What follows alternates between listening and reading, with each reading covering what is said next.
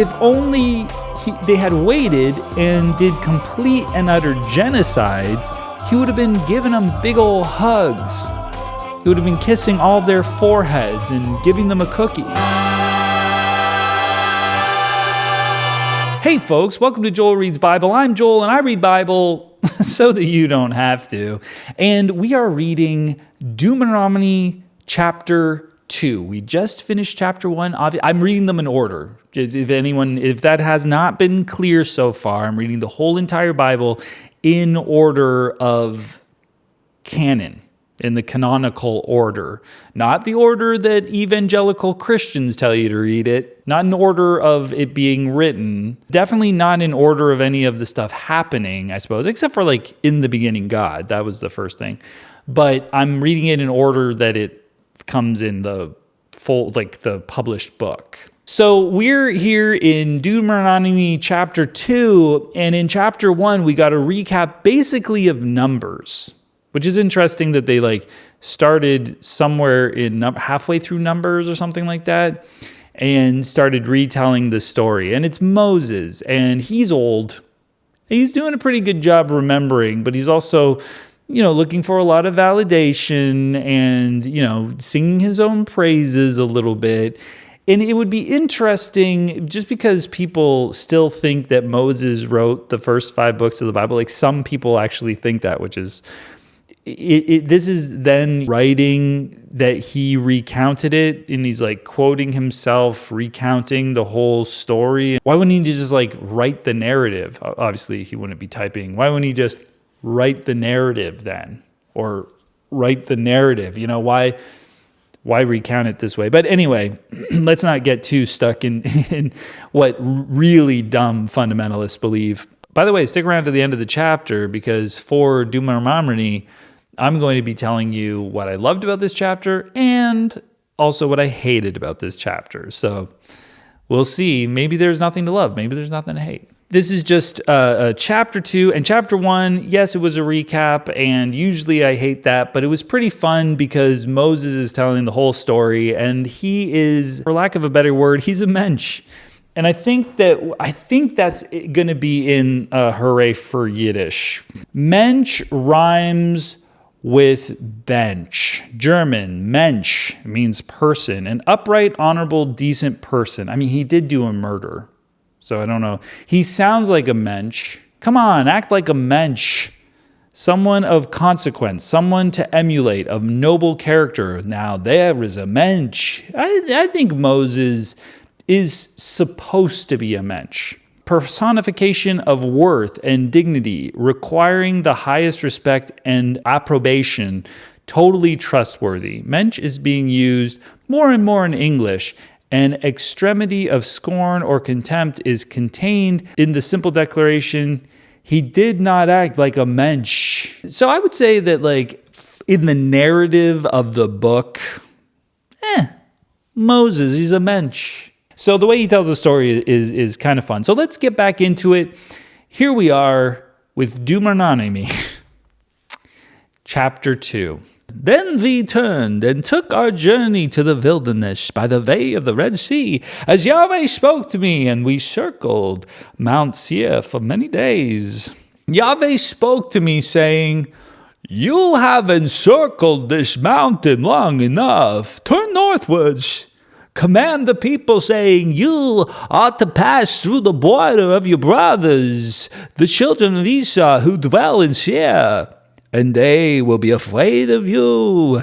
Therefore be careful. Don't contend with them, for I will not give you any of their land. No, not so much as for the sole of the foot to tread on, because I have given Mount Seir to Esau for a possession. You shall purchase food from them for money that you may eat. You shall also buy water from them for money that you may drink." What else are you going to do with the food and water? Yahweh. Interesting. I don't remember, and I think I would have clocked this. I don't remember in the book of Numbers mentioning Esau. So who are the descendants of Esau who dwell in Seir? That's a good question. Because I don't recall. I would have to look back. I'm not going to do that right now. Maybe we'll talk about it during the recap. But it's interesting that they're, telling us who these people are, and they don't seem to be like overt enemies, because the Hebrews are just buying stuff from them that they can eat and drink. They're not just like going ahead and killing them. But Esau, the people of Esau are living there. I don't know who they are. I don't know if that was mentioned. So I'll have to look into that. Maybe it wasn't really overtly mentioned, and now we're just like bringing in those old characters to like kind of like flesh out the world. I think a lot of what goes on here in the Torah is world building, and they're creating the different tribes and camps and nations, and who's the bad guys. Like we saw that way back when Noah had the run-in with Ham, or Ham I guess had the run-in with Noah, and then cursed Canaan, and now Canaan's the big bad guy, and we had the Nephilim back there. Like we had all of that sort of like foreshadowing, or I thought of it as propaganda, but if I don't think of this as a true story and that actually happened, it's not propaganda, it's building the world. It's exposition, as I said. Getting all of our characters in place so that we can go and get them, and we know who the bad guy is, and we know why. They have their backstories, their origin stories, and all of that. For Yahweh your God has blessed you in all the work of your hands. He has known your walking through the great wilderness. These 40 years, Yahweh your God has been with you. You have lacked nothing. All right, so now we know what's happened. Man, it's just not obvious to me. It doesn't hit me over the head. So we started at the 14th year, this recap, and now we are at the 40th year. This is why when I was a kid and we would read this stuff, I was always like kind of bored, and I felt like it was such a long wandering in the wilderness. And I think it's because they seem to be making progress, and then they don't, and then they do, and then they don't, and then it's just like, get to where you're going. Just get to where you're going. And if the writers of the Bible are trying to show a passage of time and like how like excruciating wandering was, they really did nail it. Like this book is just like, oh my goodness, just get to Canaan. Like, what's with all the wander? It's like, let's put we'll do so many boring laws. We'll put 8 genealogies in there. We'll do a census. We'll just like make it so long and so boring, and put a few little stories in there, and then confuse them about the timeline. And by the time they're at Canaan, they'll be like, whew, I know what it feels like to be in a wilderness for 40 years, So if that was the actual, like what they wanted to do, they nailed it. This is actually genius. So we passed by from our brothers and the children of Esau who dwell in Seir, from the way of the Arabah, from Elath, and from Ezion Geber. We turned and passed by the way of the wilderness of Moab. Yahweh said to me, don't bother Moab, neither contend with them in battle, for I will not give you any of his land for a possession, because I have given Ar to the children of Lot for a possession. Now, I said this back in Numbers, didn't I? You remember I did. I said, Moab is the son of the incestual sexual assault that happened between Lot and his daughters. And that's why we don't probably love Moab, but he's still just basically a Hebrew, right? I mean, arguably, literally everyone is, according to the narrative. But Moab, they're very close relatives. That's what Yahweh's confirming here. He's like, I liked a Lot. Lot was a great guy. He was actually I loved Abraham, but I also really love Lot because he protected my angels. And that's all that matters to me, is that my angels who are supernatural beings and can strike people with blindness are safe. Yeah, I guess he did say that the throng of men could all gang sexually assault his daughters. He did say that he did offer 2 virgin daughters just to be completely ravaged. It didn't happen though. So that's not bad. Is it? I don't think it's bad then. It's like Yahweh. He's not a good guy. You got bad taste in guys. Lot was one of the bad ones. I get it. He's your guy. That's not saying a lot. You've got not just bad taste in guys, you got bad taste in ideas, behaviors, actions. I hate to say it. I think you might be a bad guy, Yahweh. The Emin lived there before, a great and numerous people, and tall as the Anakim. These also are considered to be Rephaim, as the Anakim. But the Moabites call them Emim. The Horites also lived in Seir in the past, but the children of Esau succeeded them. They destroyed them from before them and lived in their place, as Israel did to the land of his possession, which Yahweh gave to them. Now that's parenthetical. So one thing that's interesting that you kind of find throughout the scripture, which when I read Genesis 6, and I was like, what are the Nephilim? And I don't remember being taught that when I was a Christian.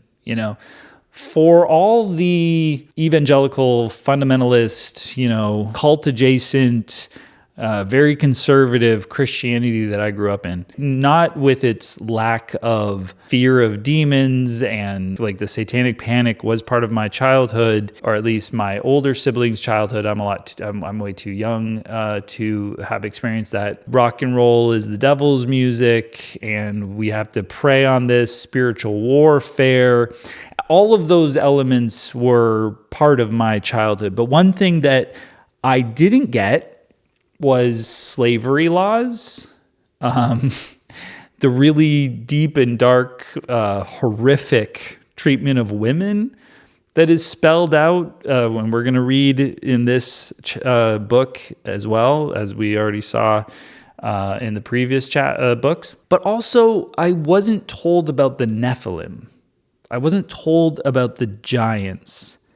I think there was like hints of that, like there were giants in the land, giants.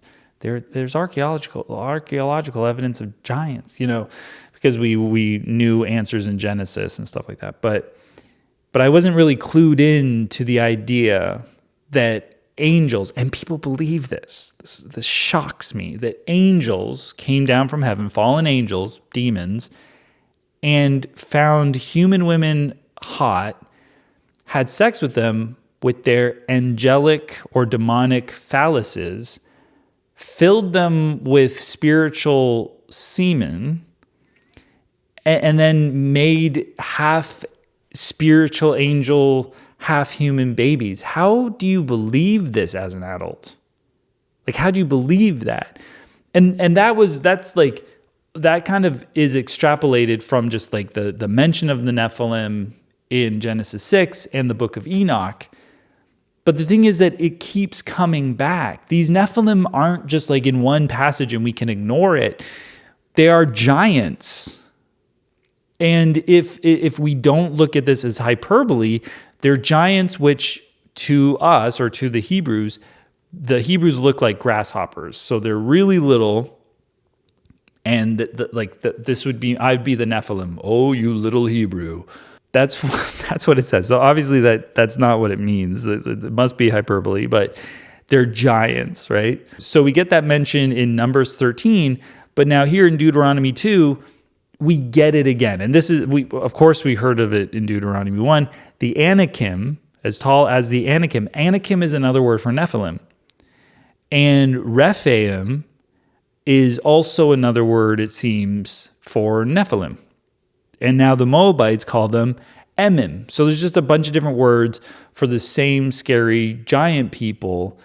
And I don't know if there's anything true to this as far as like in different cultures, or if it's one of those things that like in Lord of the Rings, they fleshed out the world by, these people would refer to this thing as that, and then these people would call it that, and these people, so they have different names for the same things at different places because they all have their own culture. That may be what they're doing, because like, I don't believe that there were half angel, half human, giant monsters. That's just absolutely ludicrous. You can't believe that. If any human man slept with any other of the great apes, are like our closest relatives, right? Biologically, I guess, our closest relatives, you could not impregnate them. Like, it would not work. Is it a bonobo? Are we closely related? I don't know I'm not a biologist, but we would not be able to procreate with them. But an angelic being, a spiritual heavenly being can come down and do that. That's what you believe, fully grown adult. But you're like, evolution, no, like you believe that completely insane, no, like it's a fantasy. The Bible's not letting up. They're continuing on with the tall tale of the Nephilim. Okay, so that is all that to say, the Nephilim aren't going anywhere. Now rise up and cross over the brook Zered. We went over the brook Zered.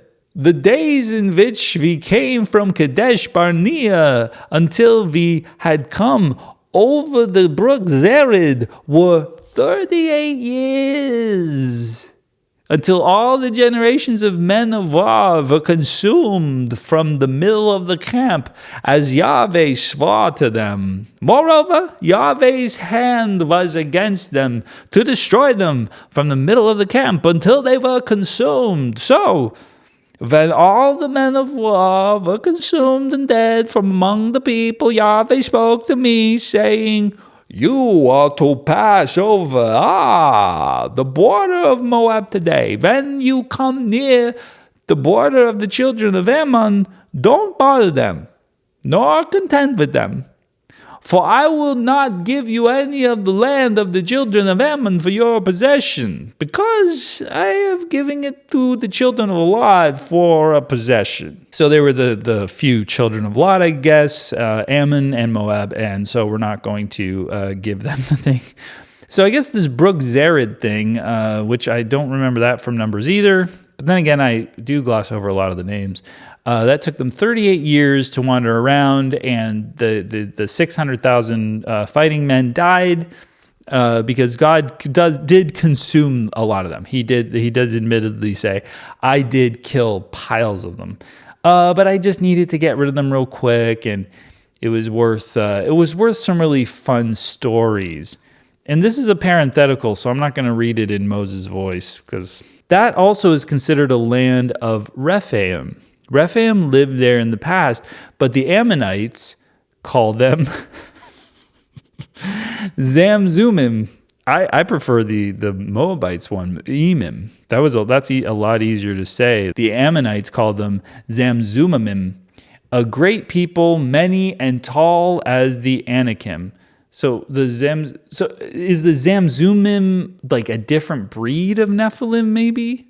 Like the Rephaim and the Anakim are different, and Emim and Zamzumim are the same name, but they're just like a slightly different breed, maybe. But Yahweh destroyed them from before Israel, and they succeeded them and lived in their place. Okay, so Yahweh just got rid of the Rephaim, as he did for the children of Esau who dwell in Seir, when he destroyed the Horites from before them, and they succeeded them and lived in their place even to this day. Then the Avim, who lived in the villages as far as Gaza, the Caphtorim, who came out of Caphtor, destroyed them and lived in their place.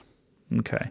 I wonder when it says that Yahweh destroyed them before Israel and succeeded them, I wonder if Yahweh did it. Like if he just was like, bloop, okay, we'll just get rid of these, just wipe them off the map here, just collect them, throw them out. And they're tall, so I can just get the tops of them and get rid of them. The little guys are fine.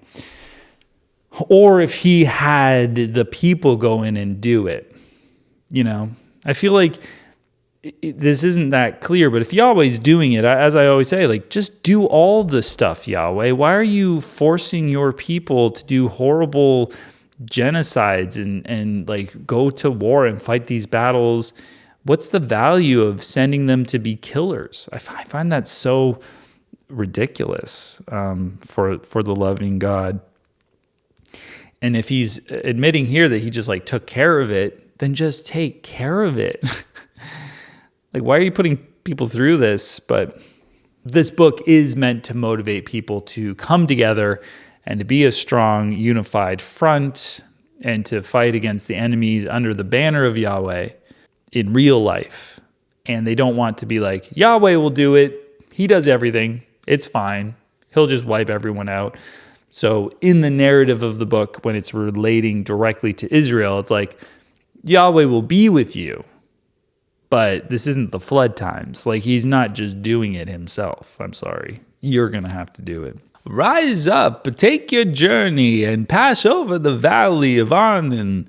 Behold, I have given into your hand Sidon, the Amorite king of Heshbon, and his land. Begin to possess it, and contend with him in battle. See, he has to contend. They have to contend with him in battle.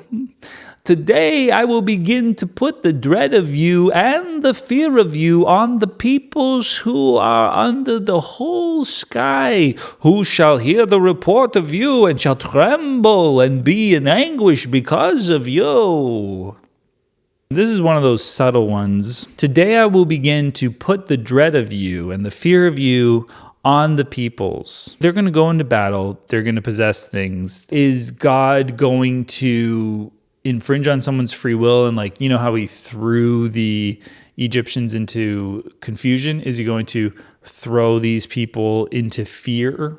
Is he going to like embed their heads with fear? Or does it mean that like these people are going to go into battle, that the Israelites are going to go fight the Amorites, and because it's going to be such a quick win and the Hebrews are going to be so good at this, everyone's going to get afraid. Being generous, I think it might be the other one. I don't think this one is a God infringing on free will thing. It could be what it's kind of saying is you're going to go do that work. People are going to hear about it. I'm going to send the message out. I don't know how he's doing that. Hello, I'm Yahweh. Like, I don't know how he's getting the message out. I don't know what Yahweh's doing about any of this. Maybe he's just helping them win. Who knows? But I'm reading into it because on the face of it, if we were just going to go by the words, Yahweh's infringing on free will. But I understand what people will believe is happening here, and they're probably right. I sent messengers out of the wilderness of Kedemoth to Sihon, the king of Heshbon, and the words of peace, saying, Let me pass through your land, for I go along by the highway. I will turn neither to the right nor to the left. You shall sell me food for money, that I may eat, and give me water for money, that I may drink. There's no question mark there. I just added that for no reason. Just let me pass through on my feet, as the children of Esau who dwell in Seir and the Moabites who dwell in Ar did for me, until I pass over the Jordan into the land which Yahweh our God gives us. But Sihon, king of Heshbon, would not let us pass by him, for Yahweh your God hardened his spirit and made his heart obstinate, that he might deliver him into your hand as it is today. Interesting. This is new information. We know about God hardening Pharaoh's heart.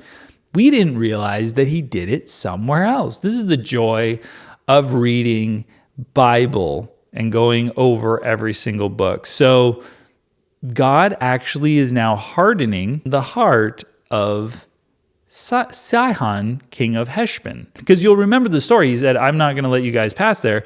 And so Yahweh was like, okay, kill them. And then they killed them all, and I think they just like hung out there for a little bit. God did, in this case, infringe on free will on the king of Heshbon, and he made his heart obstinate. Now, I don't know how else we translate that from, him hardening his spirit. This wasn't one of those cases where you get Pharaoh who hardened his heart first, as the Christians will say. We don't get that from the king of Heshbon, right? We all we get is, can we go through? No. All right, we're going to kill you. Now we're getting the news. God was who made his heart obstinate, because God wants certain things. He will make them happen. I mean, he will orchestrate them. He has a will, he has a plan, and he's going to orchestrate it. And what that orchestration looks like is 100%, it'd be impossible to see it any other way, infringement on free will. If we had complete and utter free will, then God couldn't do his plan unless he asked us. We would have more power than he did in the equation. But since he is all powerful and he has a plan, there's no room for free will here. I'm sorry. It's so interesting that these chapters, I go, well, I could complain about free will, and then next thing you know, yeah, there was an infringement on free will. It's very convenient for the narrative. It's almost like I read the chapter ahead of time, which I didn't. Yahweh said to me, "Behold, I have begun to deliver up Sihon and his land before you. Begin to possess, that you may inherit his land." Then Sihon came out against us, he and all his people, to battle at Jahaz. Yahweh our God delivered him up before us, and we struck him, his sons, and all his people. We took all his cities at that time, and utterly destroyed every inhabited city with the women and the little ones. We left no one remaining, only the livestock we took for plunder for ourselves, and with the plunder of the cities which we had taken. From Auror, which is on the edge of the valley of Arnon, and the city that is in the valley, even to Gilead, there was not a city too high for us. Yahweh our God delivered up all before us, only to the land of the children of Ammon. You didn't come near all the banks of the river Jabbok, and the cities of the hill country, wherever Yahweh our God forbade us. So this one is interesting because it's nice that they spell it out. We can't really get God for this. This is one of those things where it's description, not prescription, right? When it's prescription, so it's God saying, you guys need to go and do X, Y, Z, then we can say, look how bad God is. But to be honest and to be fair, this is a description of what they did, right? We took all his cities at that time and utterly destroyed every inhabited city with the women and the little ones. That's horrible, right? We just this is genocides. All over genocides. With no one remaining, only the livestock. They took the livestock. That's it. Not the virgin girls like they do later. We saw at the beginning of that one chapter in Numbers where they said to Yahweh, if you give these people into our hands, we will utterly destroy them 100% and completely. And that obviously pleased Yahweh. That was good motivation for him. So it gives you a sense of what Yahweh likes. And as I said back then, it's really what they want. It's what the people at the time think is cool in a narrative. Because Yahweh, as you know, you may not know this, actually, he doesn't exist. So it was really just them. They were making that up. But now they're and we went and we just took out everyone. Again, if you want to say oh, Yahweh's a God of love, these people were acting on their own accord, why didn't he say, whoa, whoa, whoa, whoa, whoa, whoa, whoa, whoa, whoa, whoa, whoa? Remember how I mentioned, don't ask me for water or I'll sick snakes on you. Don't ask me for meat or I'll kill you with quail. Don't doubt that I can help you overcome giants or I'll kill a bunch of you. Remember, don't go into battle without me or else all of you will die and then I won't listen to you anymore. Remember when I like showed you the things that I was upset about and I didn't like at all and I killed people over it? Yeah, no mention. He's going to ask people to do this, and he's also just like completely silent when they do it, whether or not he asked them in this particular context. Yahweh is completely cool and so on board with all sorts of genocides. And what you have to believe, I guess, as a Christian, is that every single nation in the area, what is this, the Levant area, it was completely and utterly evil. Like just horrible, horrible, evil people, which is just wild to me. Like that's wild to have that perspective. And I guess that's really convenient for Christians because they love to other, right? They love to be like everyone else, all the atheists or all these other people, they're all evil, but we're the good ones. We're the only good ones. Maybe that's what this is. Maybe there's they just apply that to this. Anyone that's not going to be the ancient Hebrews is going to be 100% evil and worthy of being completely destroyed. Man, that's a demented view. That's you completely like not being connected to reality. It's not being connected to the people that you see in your day-to-day life as you go through the world, right? You've got your little church group. You're like, we're the good ones. We're like the Hebrews. We're grafted in. But the cashier, the person stocking the shelves at the grocery store, no.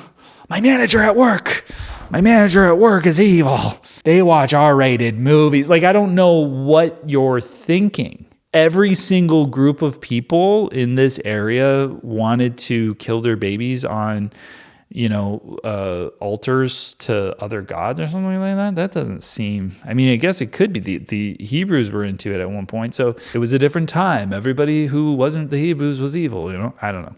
So what did I love about this chapter? I think I love that the Nephilim are back. I do like this story of the Nephilim. I think it's ridiculous. I think it really just like drives home how fictional this is. It's absolutely ridiculous. And it's wild that, again, fully grown adults believe this stuff, but it is fun to like imagine giants. Like that is fun. Who doesn't love the story of like Paul Bunyan or Jack and the Beanstalk, right? We like giants. And we also like Thumbelina. We like Minnie. Like we like Ant-Man because he does both, I love this interesting little detail of God infringing on free will again. I thought that was really fun to find, where there was a heart hardening or a spirit and heart obstinating, spirit hardening and heart obstinating that occurred without all the preamble, without the reprobate mind thing, without that apologetic being super convenient. So I enjoyed that. And what did I hate about this? I hated that they went in and killed women and little ones and completely did a bunch of genocides, and people are still cool with this. And they somehow think that God is still loving. There's so much evidence to just go, yeah, fiction, but also horrible. Yahweh is just like selfish, petty, miserable. I mean, if you look at the previous chapter, just to give another sort of object lesson, he recounted the story of when they went and tried to do a genocide. They lost, and they came back, and he was like, meh. I acted that out last chapter. I was, meh.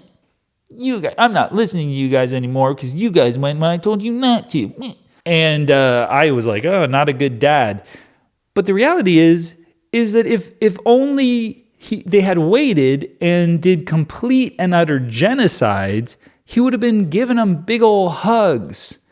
He would have been kissing all their foreheads and giving them a cookie and being like, well done, thou good and faithful servant. You killed women and children. What a monster, right? What a monster. God is good. Is he? All the time? What are you talking? God is evil all the time. God is bloodthirsty all the time. God's a monster. I kind of hated that about him because we were having fun with giants. But thanks for joining me, and we will see you next time. Please like this video, comment on it, and look, if you're not going to subscribe at this point, then just do it. I was going to say don't bother, but just come on, just do it. And we'll see you next time. Bye.